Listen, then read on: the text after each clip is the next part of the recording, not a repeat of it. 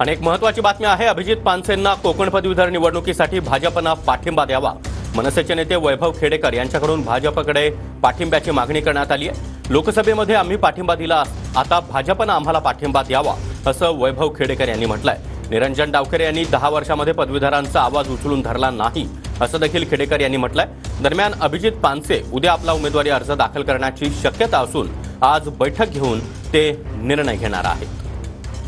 मला वाटतं या जिल्ह्यामध्ये बदलाचे वारे वाहत आहेत आणि निश्चित त्याचा परिणाम या उमेदवारीवरती होईल आणि अभिजितजी पानसे हे चांगल्या मताधिक्याने निवडून येतील।